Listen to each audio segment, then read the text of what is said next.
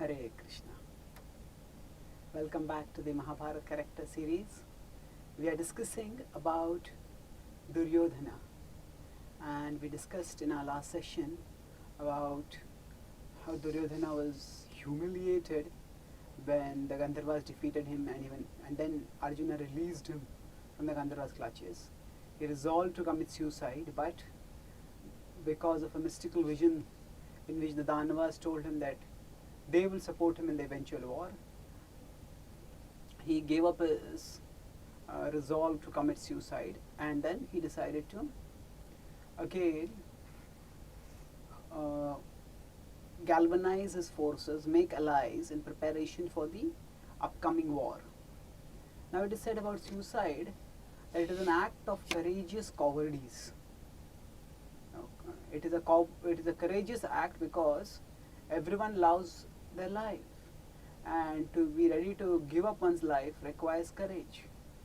But whereas it would be courageous to give up one's life for some higher cause, for the protection of the weak, for the service of the nation, for such causes, but when one gives up one's life because one is frustrated with the problems of life, then that unwillingness, that chicken-heartedness in being not ready to face the problems of life, that is cowardice. That's why suicide is an act of courageous cowardice. So Duryodhana, he wanted to give up his life because he felt that dishonor would be impossible for him to deal with, and he felt that the pain of being dishonored by others, when others would see him and make snide remarks at him at how he had been defeated and humiliated by his cousins, he felt that would be impossible for him to tolerate. So now this principle, everyone has a sense of honor, and the sense of honor can be used either to do honorable things, or it can be used to create more and more cover-ups while continuing to do dishonorable things. It means that those who have a sense of honor, if they give a word, they will keep it. If they decide that this is what I will do, then they will do it. Why? Because that's the sense of honor. That I have to keep my word. Or it can be in different ways, the sense of honor. So if the sense of honor can be used to make a person do his dharmic duty, his or her dharmic duty, that is good. And in that sense, Krishna also refers to Arjuna many times in the Bhagavad Gita as Kaunteya, Partha, Kurunandana, Bharatarshava, names connected with his honorable relationship in his honorable lineage.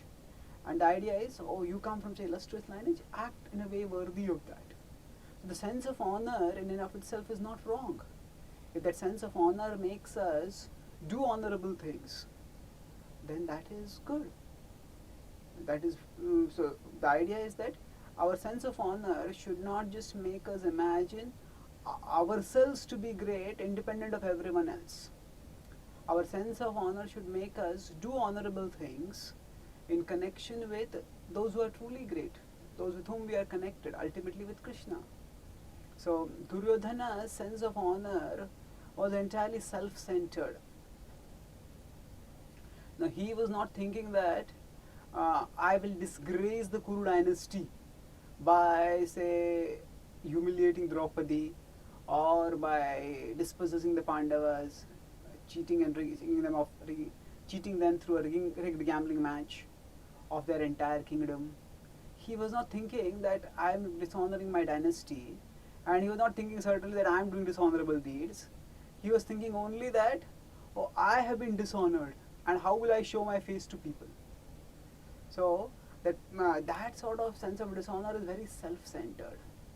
Now the point is that the sense of honor should make us do honorable things. But in the case of Duryodhana, the sense of honor, rather than making him do honorable things, what it did was, he wanted to do dishonorable things because his nature was evil, and after that he wanted to cover up, he wanted to come up with excuses with which he could cover up his evil mentality and his evil actions.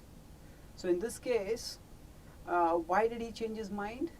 It is not that he had a sense of transformation of the heart. Oh, I have done a terrible wrong and now I have learned my lesson and now I will to reform my ways. No. It was just that he thought that there are forces bigger than me who are helping me in my evil plans. And therefore, even if I am baffled, then right now it's a temporary setback and eventually I will be successful. So frustration in life is good if it leads to transformation. If one is doing something wrong and one is frustrated while doing something wrong, and even after that frustration one stays determined in doing the wrong thing, then that sort of determination is not of much use. So that is determination to actually do bad karma and eventually suffer hellish reactions because of that. So Duryodhana, he gave up his determination to commit suicide not because of any change of heart, but just because he felt that his evil scheme would become successful eventually. He did not give up his evil mentality. So his sense of honor did not make him think that I should do the honorable thing. His sense of honor simply made him think that I should, that my honor, my prestige in society will be redeemed eventually by the power of the Danva. So let me tolerate this now. And then he went back to the kingdom and he made plans. He thought that in the last year of the Kurus, of the Pandavas' exile, when they are incognito, I will somehow or the other find them.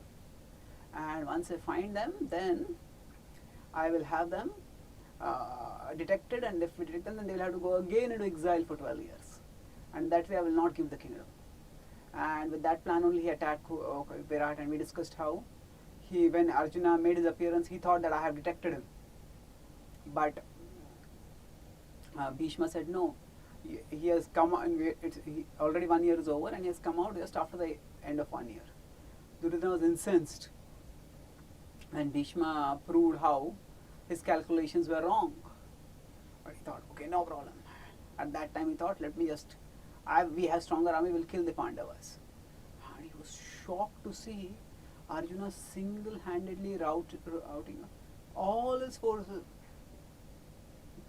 Bhishma, Drona, Karna, Kripa, Ashwathama, everybody was routed by Arjuna.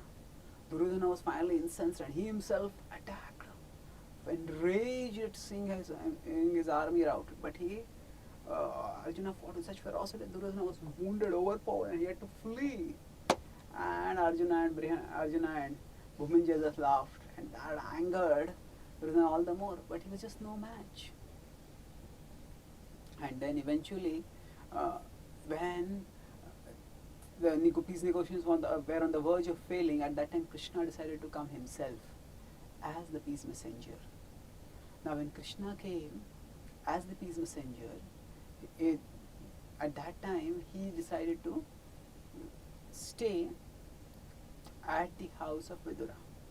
So before Krishna came, Duryodhana talked with the Kuru assembly and he said that Keshava is going to come.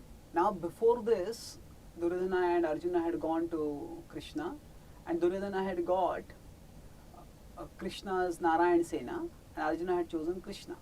So initially Duryodhana had thought that sentimentality had caused Arjuna's judgment to go haywire, and he had foolishly chosen one non-combatant person over a huge army of combatants. So he thought like that, but then later on others told him that Krishna himself would have been far more powerful because he is so resourceful, he is so clever, he is so shrewd. But he still thought that at that time Krishna had dealt with him quite warmly. So when Krishna came as the peace messenger, he told his plan that we will offer him lavish gifts and we will offer him a reception and a welcome that is worthy of the world's kings or the world's emperor, and in this way we will attract him, and then if we can cause him to defect over to our side, then that will be a big blow to the Pandavas. or even if he doesn't defect over to our side, if we can just get him on our side, if this can make him favorable to us, then maybe he will not demand the kingdom and he will go back peacefully. So Dhritarashtra also consented to this plan. Both of the father and son here agreed. And Vidura said, you will not be able to lure Keshava like this.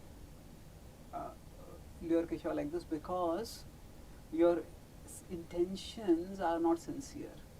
Your intention not genuine. You want to separate Keshava from his devotees, and he can never be separated from his devotees.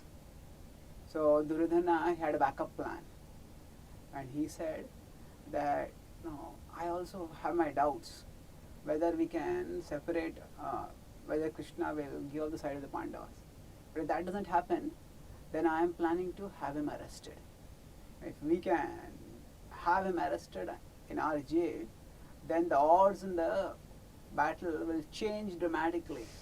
If Krishna off the field, then the Pandavas will become weakened.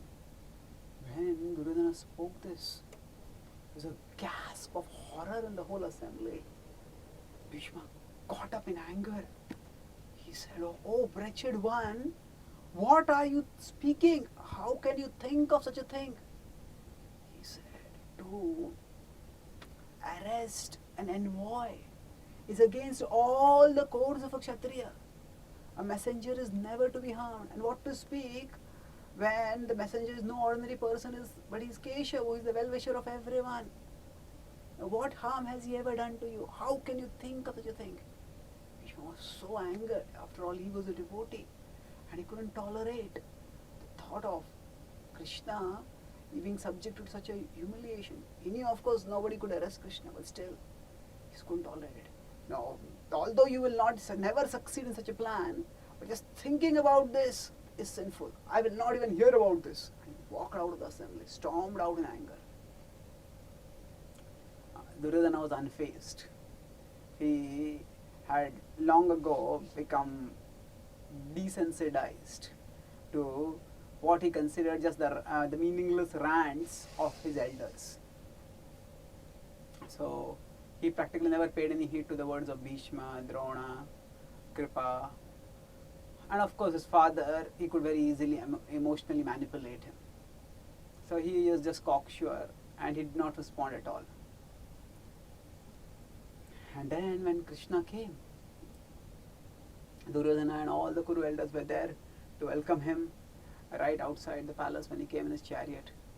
And Krishna and Duryodhana, he had magnificent palaces, but he had a magnificent palace for himself, but out of a show of his affection for his brother Dushasana, who was actually his closest follower, Duryodhana had made for Dushasana a palace that was more opulent than his own.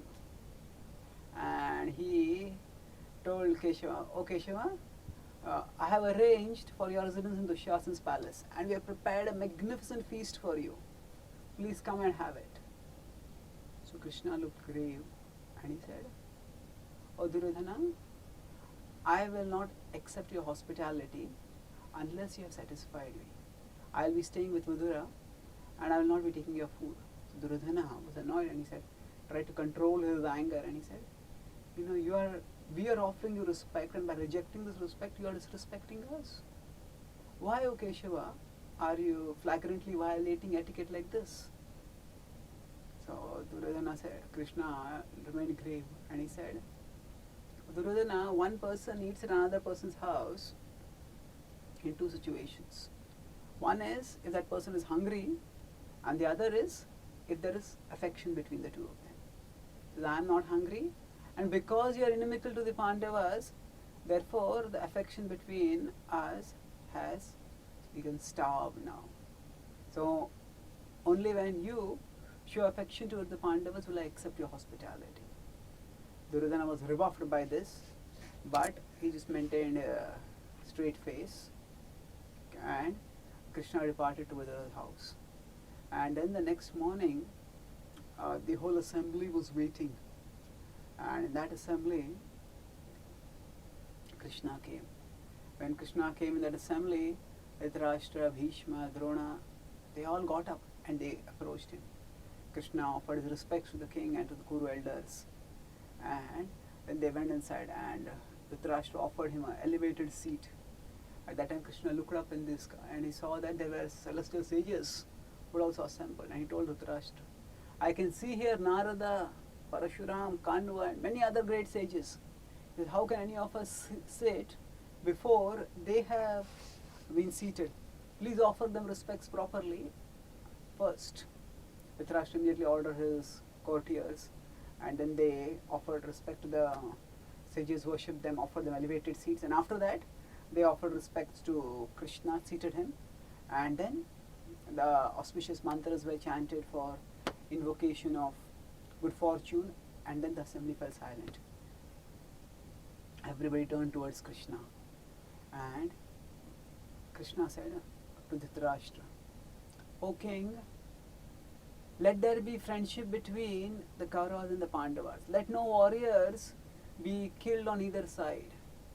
I desire only peace, and I have nothing more to say. And Krishna became silent. Krishna's words, although brief, were strong and meaningful.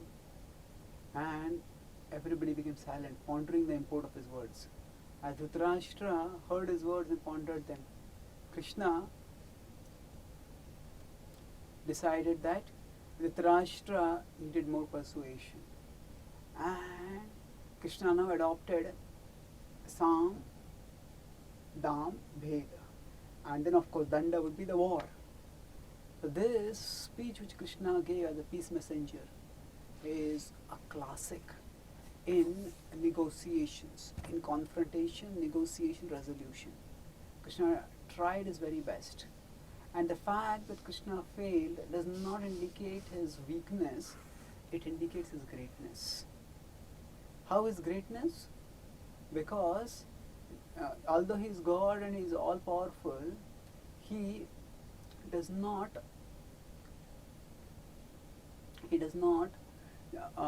impose himself on anyone. He does not force anyone to do anything. He has given us free will, and with his free will, he chooses to, gives us good advice how we should act. But then after that, he leaves the decision to us. So that although he has omnipotence, but he does not impose his omnipotence on others, that shows his greatness. That he respects the individuality and the free will of every soul so much that he does not transgress or crush that free will. So actually, we will look at the significance of the broader pastime later, but let's go into the details. And this illustrates both Krishna's magnanimity and Duryodhana's obstinacy. So Krishna spoke, O king. Initially he was speaking to Dhritarashtra because Dhritarashtra is the king. Officially he is the king, although he is only the nominal king. And Duryodhana was making all the decisions, and Dhritarashtra was like a puppet who was being moved, pulled by the emotional strings of attachment to Duryodhana.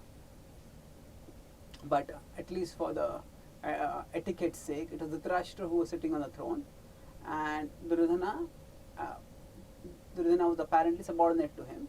So Krishna was making his address first to Duryodhana. Now, Krishna spoke, O king, the Pandavas are virtuous. They treat you like their father. And what better allies can you have apart from the Pandavas? If you accept them back like your own sons, in fact, they deserve more of your affection than your own sons because they don't have their father and they are under your care. If you act like a father to them, they are ready to serve you. And if you have at your command both warriors like Bhishma, Drona, Kripa, and Arjuna, Bhima, Yudhishthira, then who will be able to defeat you? You will be like the ruler of the whole world. What more can you ask for? As Krishna spoke these words, Krishna was expertly trying to awaken the dormant conscience of Dhritarashtra. These are your son, they're your nephews like your sons, you should protect them. And Dhritarashtra felt the effect. Duryodhana was observing, sly eyes, smirking, but slowly seeing that Krishna was expertly shifting everyone's opinion towards his side. And Dhritarashtra started feeling guilty.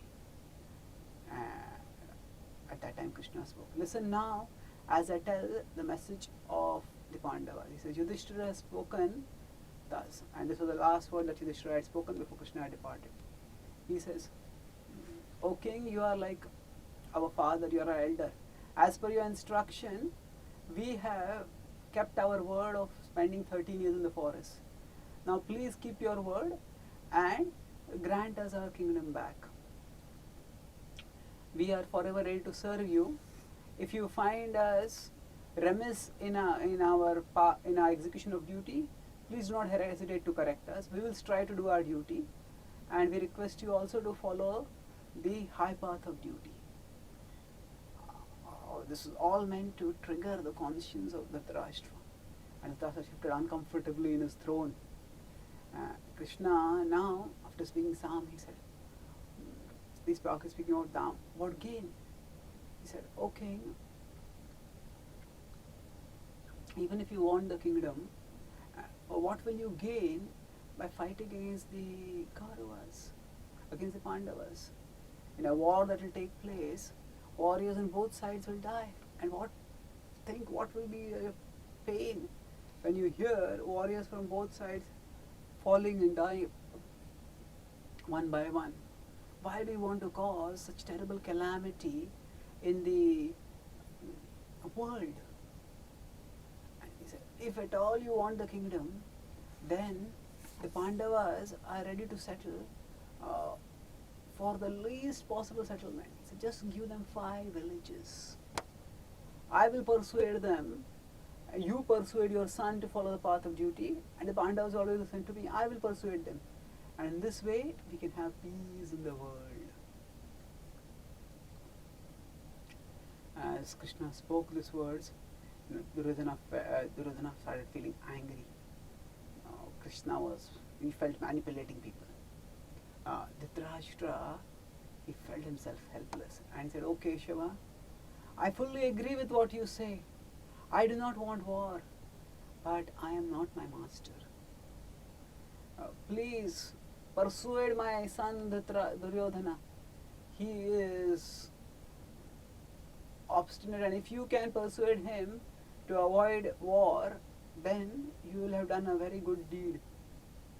And in this way, basically, Dhritarashtra passed the buck. Now Krishna turned toward Duryodhana and he spoke, O Duryodhana, I speak only for your good. I speak out of the desire for your welfare as much as you desire your welfare.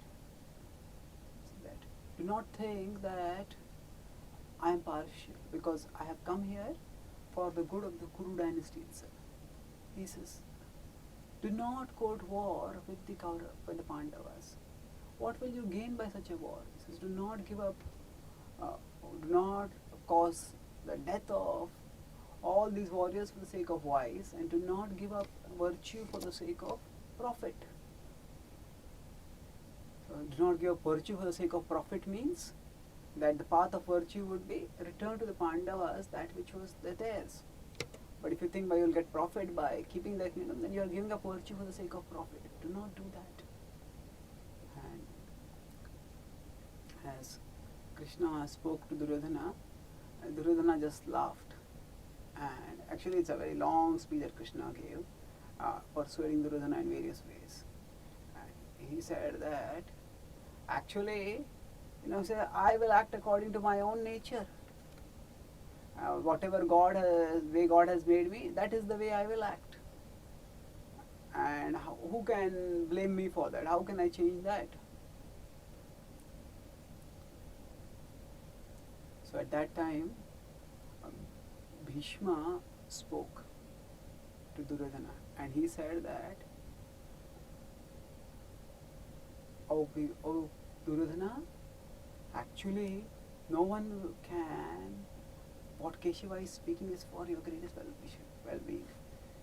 With the Pandavas as your allies, you will never have any danger. But with them as enemies, you will have no shelter. Nobody can fight Partha and Keshava when they are together. Whoever fights against them will be destroyed. Listen to Keshava. And Drona got up after Bhishma sat down. And he said, I fully agree with what Krishna is saying. Partha is unmatchable in war, and so is Bhima. Fighting against them will simply mean destruction. Drona could see that Duryodhana was not even listening. Sometimes some people, they feel, oh, this person is going to speak the same thing again and again, same old tape that person is going to repeat. So what happens when that person starts speaking? Some people just turn off their switch, turn off their mental switch, and they start thinking of something else. Either to mute that person, or at least cover their ears to don't hear it. When Drona saw that Duryodhana was not even listening, Drona then got exhausted. He lost patience. He said, what is the use of speaking to you? I will not speak anything more. And Vidura got up, and Vidura also knew that Duryodhana was not going to listen, but he wanted to show his solidarity for Krishna, and he also wanted to make sure that he did whatever was possible in promoting the cause of Krishna, and if possible persuade Duryodhana. So he told, oh Duryodhana, I do not lament for you. He says, I lament for your parents, because having you only as their protector, they are going to soon wander shelterless in this earth. You and all your brothers will soon be killed when they fight war against the Pandavas. By this time, Duryodhana had started getting angry. And now, Krishna spoke.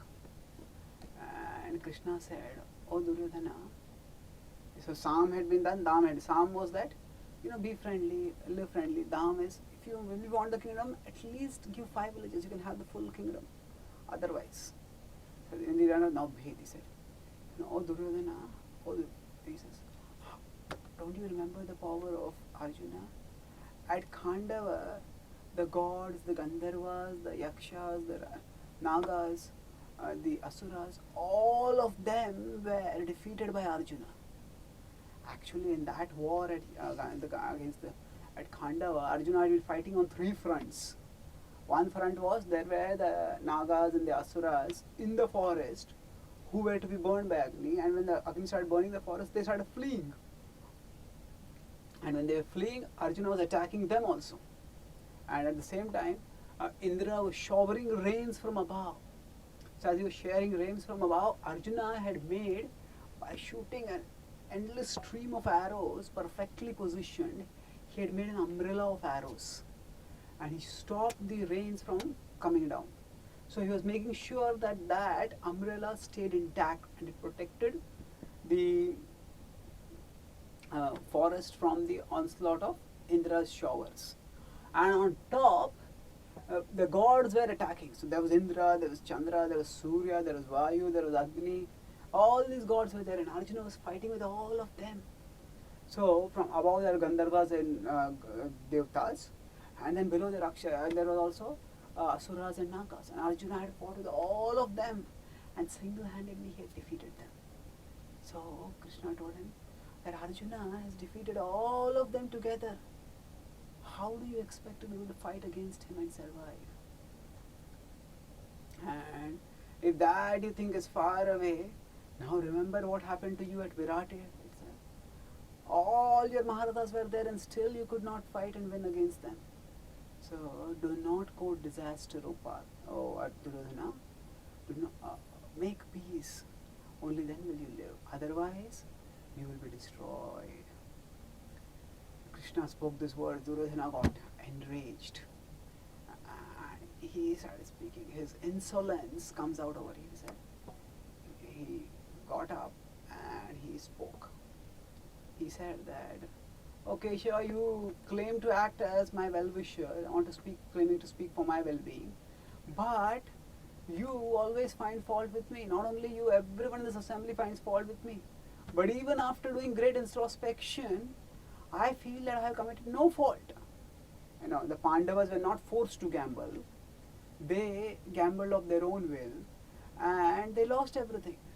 And even after they had been given everything back, they agreed for another gambling match, knowing the conditions which were there. And then they were again defeated. Now, what wrong have I committed? So it's my duty as a Kshatriya to fight, and I will protect what is mine. Which is long ago when I was a child, by mistake the kingdom was given to the Pandavas. And now that mistake has been corrected and it will not be repeated. He said, how can I as an honorable Kshatriya, just because of fear of war with somebody, give up the kingdom?